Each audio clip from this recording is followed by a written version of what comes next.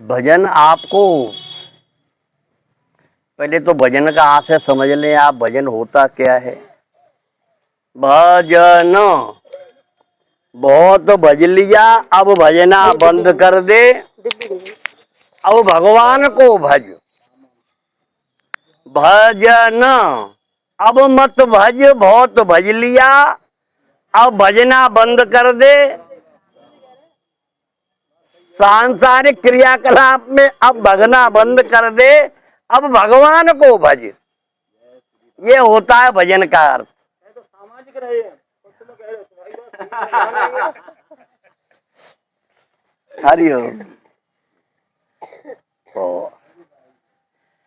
जीव पर भगवान की विशेष कृपा हुआ करती है।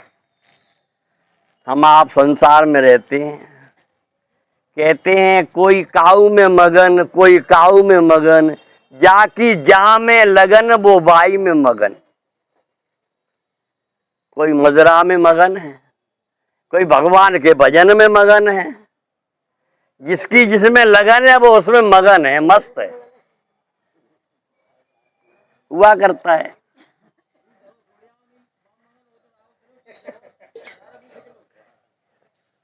आयुष्मान भाव।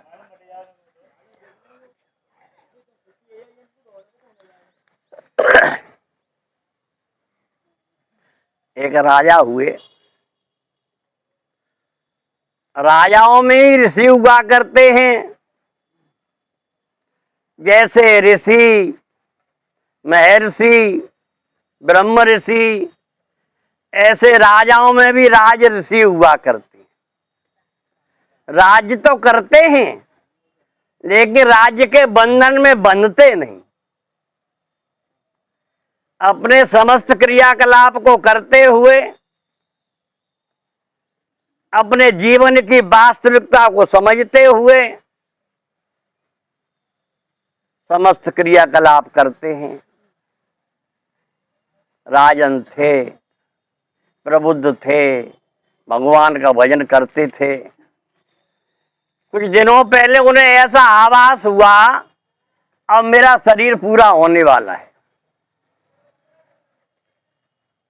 उन्होंने अपने पुत्र को बुलाया, बेटा मुझे ऐसा महसूस हो रहा है कि अब मेरा समय निकट है और मैं तुझे एक बात बताए देता हूं। जब मेरा शरीर छूटेगा तो अगला शरीर मिलेगा मुझे, यहीं पास में बेहतर रहता है, उसकी सुअरिया ब्याएगी, उसके गर्भ से मैं पैदा हूंगा। इसमें कोई अफसोस की बात नहीं है। राजन अपने पुत्र से कहते हैं, इसमें कोई आश्चर्य की बात नहीं बेटा,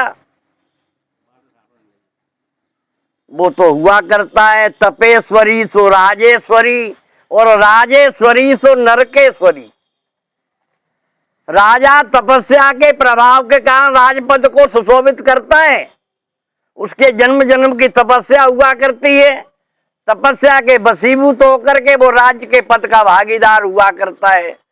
अब राजा का पद पाकर के वो अहम में आकर के, अहंकार में आकर के, ऐश्वर्य के वशीभूत होकर के कभी अन्याय भी कर दिया करता है, और अन्याय करता है तो उसका फल उसे भोगना पड़ता है। चाहे कर्म शुभ हो चाहे अशुभ हो, फल तो भोगना ही पड़ेगा मानव को। अच्छे का अच्छा और बुरे का बुरा भोगना पड़ेगा। राजा ने कहा अपने बेटे से, बेटा मुझे अनुभूति हो रही है ऐसी कि मेरा शरीर सुअर का मिलेगा मुझे, तो एक बात ध्यान रखना, मैं तुझे पहचान बताए देता हूं। मैं हूं तो बालक ही हूँगा, छोटा सा सुअर का बच्चा। मेरे माथे पर सफेद तिलक होगा, इसलिए ऐसा करना मेरे मरने के बाद तो ये जानकारी हो जाए सुअरिया ब्याई है, तो ऐसा करना मेरे बिस्टा खाने से पहले मुझे मार देना, इससे मेरा ईमान बचा रहे, मेरा ईमान खराब न हो। बालक की आंखों में आंसू आ गए। पिताजी आप ऐसी बातें क्यों करते? पिता ने कहा ये तो मोह जंजाल है बेटा, ये तो लगता है कि तुम मेरे पुत्रों में तुम्हारा पिता हूं। तो संसार अनुबंध है, क्रियाकलाप चलता रहता है, कोई किसी का पिता है कोई किसी का पुत्र है। इसमें कोई ऐसी बात नहीं है। तुम अफसोस मत करो, ध्यान रखना इस बात का। राजा ने कहा अपनी बात को, पुत्र ने सुना। देवयोग से कुछ समय के बाद राजा की मृत्यु हो गई। अब राजा की मृत्यु, एक तो वो राजा, तो राजा की मृत्यु से राज्य में बड़ा गमगीन माहौल हो जाया करता है। जनता जनार्दन दुखी हो जाया करते हैं, घर परिवार के भी दुखी होते हैं, रिश्तेदार हितु संबंधी सभी इकट्ठे होते हैं। हम जिस परिवार में रहते हैं, जीवन बिताया है, 10 साल 20 साल 50 साल 60 साल बिताया है, सानिध्य हुआ करता है, लगाव हुआ करता है। इसलिए लगाव के वशीभूत होकर के सबको बिछड़ने का दुख तो हुआ ही करता है। तो बड़ा गमगीन माहौल था। राजा की अंत्येष्टि की गई, लोग आते जाते रहे। बालक को ध्यान नहीं रहा कि पिताजी ने क्या कहा था। इधर सुअरिया भी आ गई बच्चों से, बालक लोगों की आवभगत में लगा रहा, त्रयोदशी संस्कार किया। उसके बाद उसे याद आई कि पिताजी ये कह गए थे मेरा होगा जन्म होगा, जाकर के देखूं तो वास्तव में सुअरिया ब्याही थी, उसके कई बच्चे थे और एक बच्चे के माथे पर सफेद तिलक भी था। बालक ने सोचा पिताजी कह गए थे, देर हो गई, चलो अब सही। जैसे ही निशाना ताना उसने, संत की वाणी है, संत अभिव्यक्ति करते हैं, बोला वो बालक सुअर का बच्चा, अब ठीक है, मैं तो इसी में रच पच गया, मैं इसी में मगन हूं।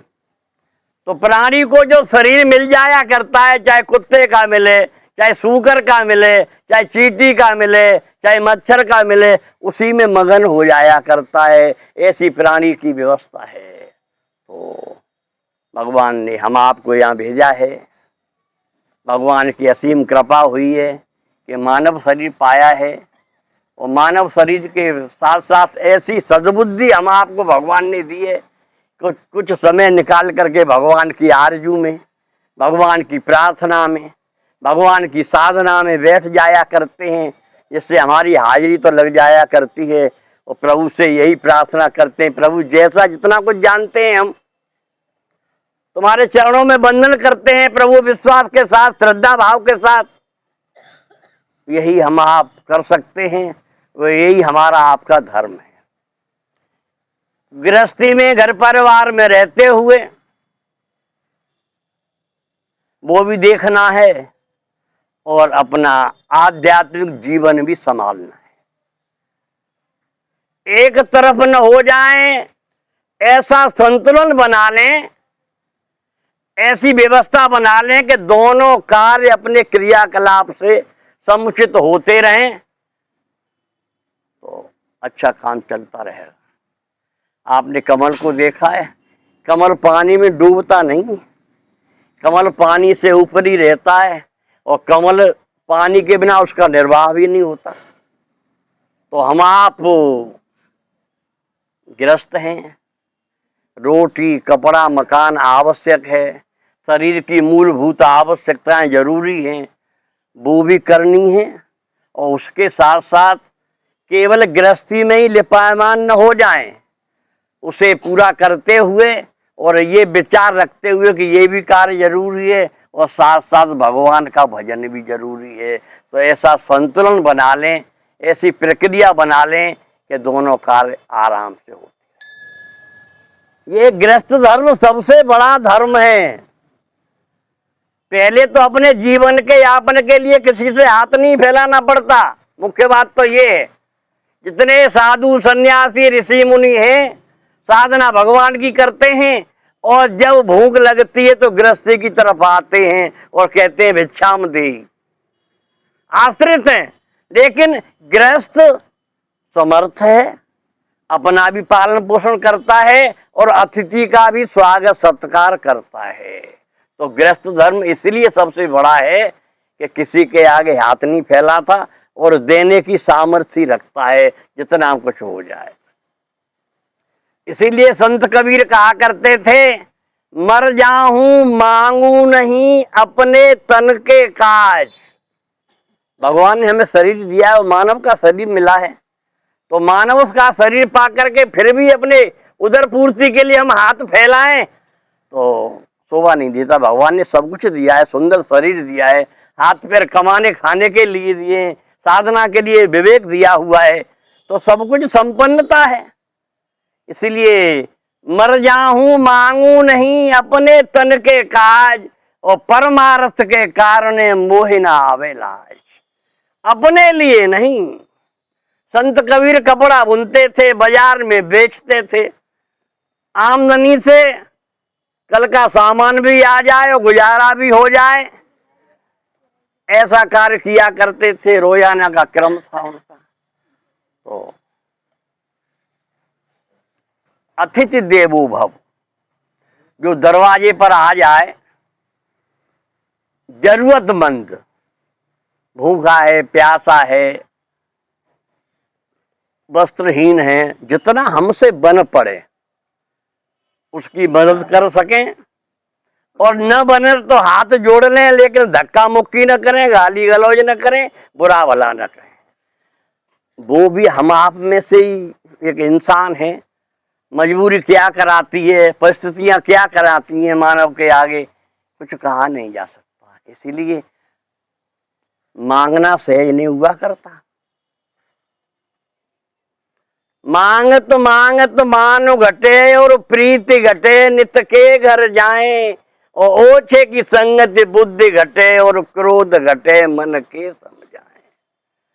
अगर आप किसी से मांगते रहेंगे तो आपका सम्मान चला जाएगा, मान नहीं रहेगा। इसलिए मांगने वाला तभी मांगता है जब उसके सब रास्ते बंद हो जाया करते। मांगना सहज नहीं, किसी के आगे हाथ फैलाना सहज नहीं हुआ करता। तो मर जाऊं मांगू नहीं अपने तन, मांगत मांगत मान घटे और प्रीति घटे, नित के घर जा। कितना भी प्रेम हो, लेकिन रोजाना किसी के घर नहीं जाना चाहिए, क्योंकि सबकी अपनी अपनी व्यवस्था हुआ करती। तो मांगत मांगत मान घटे और प्रीति घटे, नित के घर जाएं, ओछे की संगति बुद्धि घटे। ओछा जिसकी समझने सोचने की क्षमता कम होती है, जो विषयों का अनुरागी है, परमात्मा में इसका ध्यान नहीं है, ऐसे ओछे, ऐसे नीच बुद्धि के साथ अगर आप संसर्ग करेंगे, बातचीत करेंगे, मेल मिलाप करेंगे, बैठेंगे, तो आप भी वैसे ही हो जाएंगे, आप भी वैसे ही हो जाएंगे। और क्रोध घटे मन के समझाए। हमारा आपका मानव का चोला है, काम क्रोध लोभ मोह मद मत्सर, ये विकार हमारे आपके अंदर हैं और रहेंगे, मिट नहीं सकते ये विकार। इनका रूपांतरण किया जा सकता है, दिशा बदली जा सकती है, लेकिन इनको हटाया नहीं जा सकता। काम भी रहेगा, क्रोध भी रहेगा, लोभ भी रहेगा, मद भी रहेगा, मत्सर भी रहेगा, ये हटाए तो जा ही नहीं सकते। लेकिन बुद्धि विवेक के द्वारा, अच्छे संगति के द्वारा, अच्छे संसर्ग के द्वारा, विवेचन करते हुए, निर्णय करते हुए अपनी आत्मा के द्वारा और समझ से हम इनसे बच सकते हैं, अगर हमारी समझ है तो सबसे श्रेष्ठ शरीर इसलिए मिला है कि सब विकारों से अपने को बचाते हुए, और जिस कार्य के लिए विधाता ने आपको चोला दिया है, उसके लिए कुछ ऐसी योजना बनाइएगा, कुछ ऐसा कार्य करिएगा। अभी सुंदर भजन सुना था आपने, तो सक्षम गुरुदेव की शरण में जाकर के उस आध्यात्मिक ज्ञान की प्राप्ति करिएगा, और उस पर चल कर के गुरु बिन भवनिधि तरे न कोई, और जो बिरंच शंकर सम हुई। बिगर गुरु के बिना आध्यात्म जगत पर चलना सरल नहीं। इस भवसागर से पार होना ऐसे एक मार्गदर्शक के द्वारा, जो हमें उस सही रास्ते का ठिकाना पता बता सके, जिससे हमारा द्वारा किया गया क्रियाकलाप सार्थक हो सके, तो हम अपने जीवन को अच्छा बना सकते।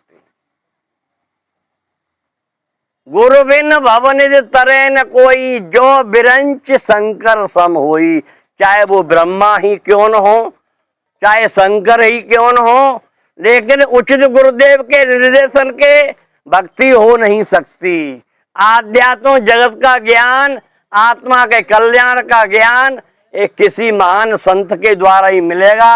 और उसके बाद संत ने तो ज्ञान आपको दे दिया, उसके बाद पूरा क्रियाकलाप आपका हो जाता है। आप कितना करते हैं, आपने ज्ञान लेकर के रख दिया है या उसका अनुपालन करते हैं, अभ्यास वैराग्य श्रद्धा और प्रेम के साथ उसका सुबह शाम अनुपालन करते हैं, चलते हैं उस पर, तो आपको कुछ प्राप्त होगा।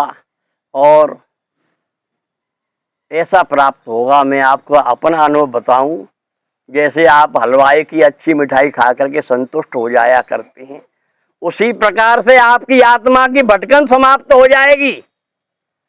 आत्मा जो आपकी भटकती है, आत्मा परमात्मा से ये मिलना चाहती है, उसे सही एक तरीका मिल जाएगा, तो आत्मा अपने परमात्मा से मिलने के लिए इतनी आतुर न होगी, क्योंकि उसे रास्ता मिल रहा है, धीरे धीरे चल रही है आत्मा अपने परमात्मा की तरफ। इसीलिए अपनी समझ के साथ, जीवन तो क्षण क्षण मौत की तरफ जा रहा है, पता नहीं कब क्या हो जाए, इसलिए जितना जल्दी हो सके भगवान की साधना में रत रहें और अपने जीवन की प्रक्रिया को चलाते रहें, भगवान की मस्ती में रहें, अपना जीवन चलेगा आराम से।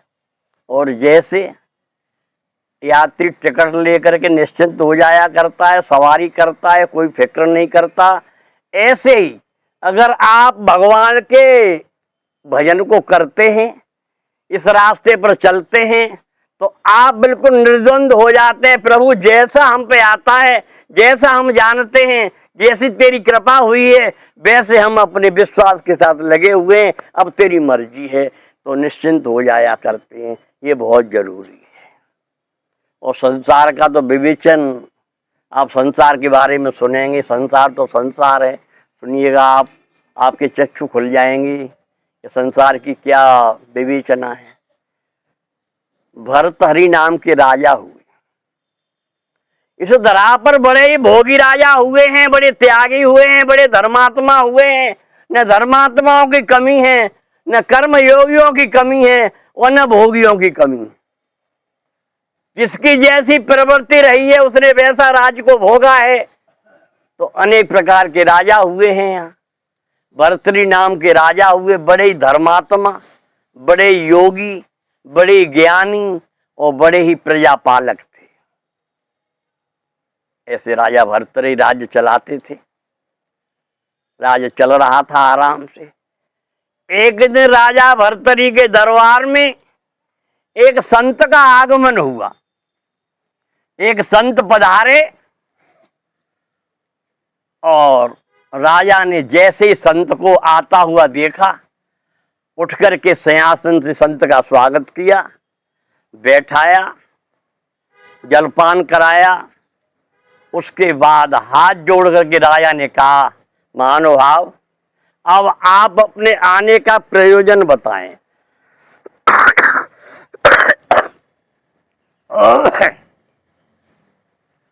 आप यहाँ पधारे हैं, आने का कारण कहें, मैं आपकी सेवा में तत्पर हूं। संत ने कहा, राजन, मैंने ये संत का चोला ओढ़ा है, साधना करता हूं, भगवान के प्रेम में आसक्त हूं। भगवान ने मेरे श्रद्धा भाव को देखते हुए, मेरी आराधना को देखते हुए मुझे एक फल दिया है, जिसे अमर फल कहते। राजन, इस फल की विशेषता है कि इसे खाकर के प्राणी बूढ़ा नहीं होता, और इसे लंबी उम्र मिल जाया करती है, दीर्घायु हुआ करता है। इस फल की विशेषता है। दिया तो प्रभु ने मुझे है, लेकिन मैंने ये विचार किया, मैं सन्यासी हूं, साधना करता हूं, मैंने जीवन में जो अनुभव किया है उसे लोगों में बांटता हूं कल्याण के लिए। अब लोग कितना स्वीकार करते हैं, कितना अपने जीवन में उतारते हैं, वो उनके ऊपर निर्भर करता है। लेकिन विचार मैंने ये किया है कि तुम जैसा, आप जैसा धर्मात्मा राजा, वो यथा राजा तथा प्रजा, जैसा राजा होगा प्रजा भी वैसी होगी। राजन, मेरा दिल गवारा करता है कि तुम जैसे धर्मात्मा को अगर ये फल मिल जाए और धर्मात्मा इस फल को खा ले तो बुढ़ापा न आएगा, बहुत समय तक राज्य चलेगा, प्रजा को आनंद मिलेगा। ऐसी मेरी अभिलाषा है। इसलिए संत ने झोली में हाथ डाला और फल निकाल के राजन को दिया। राजन, ये अमर फल है और मेरा अनुरोध है कि आप इस फल को खाएं, जिससे जनता को लाभ हो। राजा ने फल लिया, संत के चरणों का वंदन किया और संत अपना कार्य पूरा करके चले गए। राजा ने दिन भर अपना राजकाज किया, विचार किया और शाम को जब महल में गए उस फल को अपने साथ ले गए। रानी के महल में जाकर के रानी से कहा, देवी, एक संत पधारे थे दरबार में आज और उन्होंने ये फल प्रदान किया है। फल की विशेषता है कि इसे खा करके प्राणी जल्दी बूढ़ा नहीं होता, लंबी उम्र हुआ करती है। उन्होंने मुझे दिया, मैंने खाया नहीं। मेरी अभिलाषा है, ये है कि हम तुम पति पत्नी हैं, मैं तुमसे बहुत ही प्रेम करता हूँ और जीवन का आधार है प्रेम करना। प्रेम में और वासना में फर्क हुआ करता है। राजा ने कहा, देवी, मैं तुमसे प्रेम करता हूँ और मैं ये आशा करता हूँ कि तुम जब तक रहोगी तब तक मेरा जीवन बड़ा सुखमय व्यतीत होगा। इसीलिए मैं ये चाहता हूँ कि ये फल अगर तुम खा लो तो तुम लंबी उम्र तक रहोगी और मैं निश्चिंत रहूँगा, क्योंकि तुम मेरा ध्यान रखती हो। मैं लापरवाह प्राणी हूँ, मुझे बहुत काम काज रहता है, इसलिए तुम अगर फल खा लो तो मेरा जीवन बड़ा सुगम हो जाएगा। राजा ने बड़े समझा करके, बड़े प्रेम से रानी को वो फल दिया और कहा, खा लो इस फल को मेरे सामने। रानी ने कहा, अभी आप दरबार से आए हैं, आपने खाना पीना भी नहीं खाया है, आप खाना पीना खाइए, आराम करिएगा और मैं विश्वास दिलाती हूँ कि मैं जरूर खा लूंगी, आपकी बात को न मानूंगी। राजा ने भरोसा किया और राजा ने भोजन किया, अपने शयन कक्ष में चले गए। राजा के इतने कहने के बावजूद भी, दाम्पत्य जीवन का पालन करने के बावजूद भी रानी ने वो फल नहीं खाया और अर्धरात्रि को फल लेकर के, जो घुड़साल थी, घुड़साल में जो घोड़ों की व्यवस्था करता था, इसे खईस कहते हैं, चारा देता है, सफाई करता है, उनकी मरम्मत करता है, उसे सईस कहते हैं।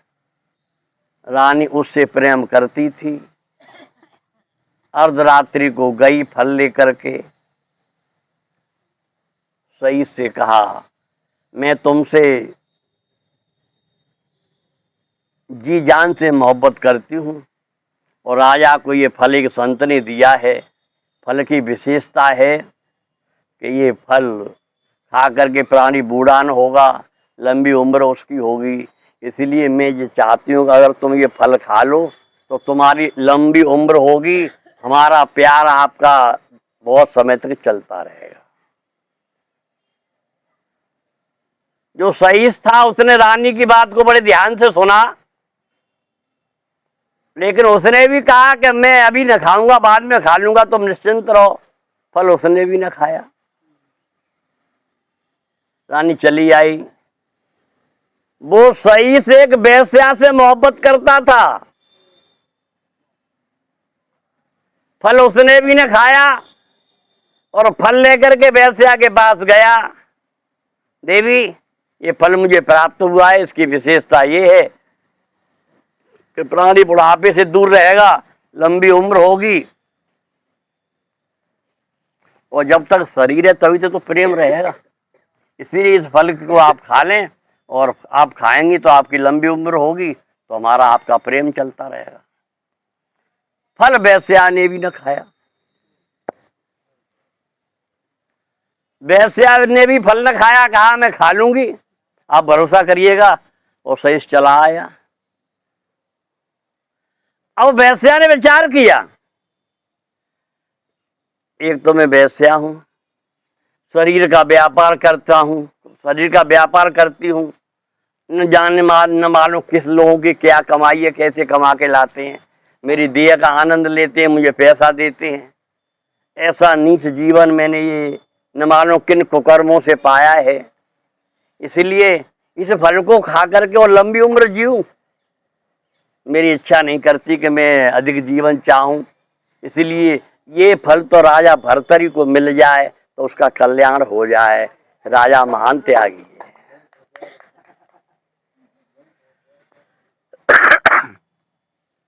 ऐसा वेश्या ने विचार किया और थाल में फल रखा, अच्छे कपड़े से ढाका और ढक करके राज दरबार में पहुंच गई। राजा ने वेश्या को आता हुआ देखा। देखिएगा, प्राणी परिस्थितियों का दास हुआ करता है, चाहे वो नर हो चाहे नारी हो। इस उदर पूर्ति के लिए न मालूम परिस्थितियां क्या क्या करा लिया करती हैं, भला बुरा सब जानते हैं। लेकिन जब पेट में आग लगती है तो मानव को न मालूम क्या क्या करना पड़ता है। इसीलिए किसी के कार्य से हेय न रखें। परमात्मा की कृपा से ये समझें, आखिर है तो ये मानव, किन परिस्थितियों के कारण ऐसा हो गया है। इसीलिए परमात्मा को न भूलें। जैसे ही वेश्या को आता हुआ देखा, राजा भर्तरी अपने आसन से खड़े हो गए। आइए देवी, बड़ा स्वागत सत्कार किया, बैठाया, कहो देवी कैसे आना। वेश्या खड़ी हो गई, हाथ जोड़ के राजन से बोली, राजन मेरी एक प्रार्थना है आपसे, और मैं ये चाहती हूं कि आप जैसा महान राजा इस धरा पर लंबी उम्र वाला हो तो प्रजा को बड़ा ही सुख मिलेगा, प्रजा अपना जीवन चलाएगी। इसलिए मैं ये फल लाई हूं, इसे अमर फल कहते हैं, आप ग्रहण करिएगा। राजा ने फल लिया, लेकिन राजा भौचक्का हो गया। ये मामला क्या है, समझ में नहीं आया। ये फल कहाँ से चला और कहाँ पहुंच गया। ये बैठाया, बैठो देवी, शांति से बैठो। तुम ये बताओ कि तुम्हें ये फल मिला कहां से। वेश्या सकपका गई। वेश्या थी, समय थोड़ा ज्यादा हो रहा है, जल्द थोड़ा 2 मिनट और लूंगा मैं। वेश्या थी, सकपका गई। राजा ने कहा घबराओ नहीं, कोई ऐसी बात तुम्हारे साथ अनुचित नहीं होगी। मैं केवल जानना चाहता हूं कि तुम्हारे पास ये फल कहां से आया। वेश्या को थोड़ी राहत मिली। उसने कपकपाते हुए कहा, राजन मैं वेश्या हूं, मेरे पास तो अनेक लोगों का आना जाना रहता है, इसके बावजूद भी मैं एक सही से प्यार करती हूँ, मोहब्बत करती हूँ। उन्होंने ये फल मुझे ला करके दिया है और कहा है तुम इसे खा लो तो तुम्हारी लंबी उम्र होगी, पर मैंने खाया नहीं, मैं आपके लिए लाई हूँ। राजा ने सईस को बुलाया। सईस आ गया और जैसे उसकी निगाह उस फल पे गई, सूख गया, खड़ा हुआ। ये क्या माजरा है। राजा ने कहा, तुम ये फल को देख रहे हो? कि हाँ देख रहा हूँ। ये फल तुमही ने वेश्या को दिया था? हाँ मैंने ही दिया था। तो तुम्हें ये फल कहाँ से मिला? अब वो पसोपेश में था, मैं कहूं तो क्या कहूं। राजा पूछ रहे हैं कि ये फल तुम्हें मिला कहां से, और अगर मैं देने वाले का नाम कहूं तो पता नहीं मेरा क्या हाल होगा। तो राजा ने कहा कि ढंग से बताओ, अगर तुम्हें बताना तो पड़ेगा ही। तो इसने कहा राजन अब आप कुछ भी करो, भेद तो खुलेगा ही। ये फल मुझे रानी साहिबा ने दिया है। राजा ने रानी को दरबार में बुलाया। रानी ने फल को देखा, सईस को देखा, बैस्या को देखा, राजा को देखा। राजा ने कहा देवी ये फल मैंने तुम्हें दिया था। देवी ने कहा आपने मुझे दिया था। देवी ये संतरे फल मुझे दिया था और मेरी अभिलाषा थी कि तुम खाओ। मैं तो ये जानता था तुम जरूर खाओगी, पर मुझे ये क्या पता था कि फल ये घूम करके फिर दोबारा मेरे पास ही आ जाएगा। ये ऐसा क्रम है। चारों को विदा किया, रानी को भी विदा किया, सईस को भी विदा किया, बैस्या को भी विदा किया, फल अपने पास रख लिया। राजन ने किसी से कुछ नहीं कहा। होता क्या है कहने से। इसीलिए राजा ने राजपाट त्याग दिया और संसार की वास्तविकता को समझते हुए कोई किसी का नहीं है। संसार है, किससे करिए प्यार यार, खुद गर्ज जमाना है। तो ये जमाना ही ऐसा है, दोष किसी को नहीं है। ये तो माया का प्रपंच ही ऐसा है। माया नचाती है, जैसे मदारी नचाता है बंदर को, ऐसे माया मानव को नचाती है। केवल निमित्त दोषी बन जाता है मानव। मानव के हाथ में कुछ भी नहीं है, एक दोष लगता है उसे। इसीलिए प्रभु का ध्यान करें, उस मायापति का ध्यान करें, उस मायापति का भजन करें और तभी इस माया से छूट सकते हैं, अन्यथा कोई इसका इलाज नहीं। तभी अपने अनुभव से राजा भर्तृहरि ने लिखा है कि तपो न तपता वयमेव तपता, कालो न याता वयमेव याता, तृष्णा न जीर्णा वयमेव जीर्णा, भोगो न भुक्ता वयमेव भुक्ता। हम कहते हम तपस्या करते हैं, हम तपस्या नहीं करते, तप हमें तपाता है। हम तप नहीं करते, तप हमें तपाता है। तृष्णा न जीवना वयमेव जीवना। तृष्णा कभी पूरी नहीं होती। ये मिल जाए, ये मिल गया तो और मिल जाए, और मिल गया तो और मिल जाए, संतुष्टि कभी होती नहीं। मानव बूढ़ा हो जाता है पर तृष्णा बूढ़ी नहीं होती। कालो ने आता वयमेव आता, समय किसी का इंतजार नहीं करता, समय निकल जाता है। भोगो न भुगता वयमेव भुगता, कहते हम भोगों को भोगते हैं, बिल्कुल नहीं भोगते, भोग हमें भोगते हैं।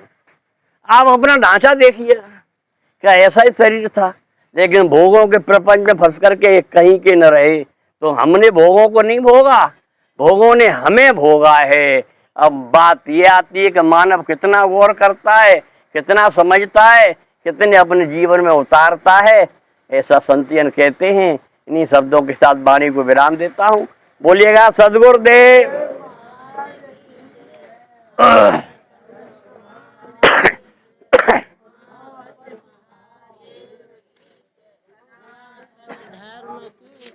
गौ माता की जय, धरती माता की जय, 33 कोट देवतन की जय। हर हर महादेव। सब बहन भाइयों को राम राम। राम ही राम। बोलिए आज के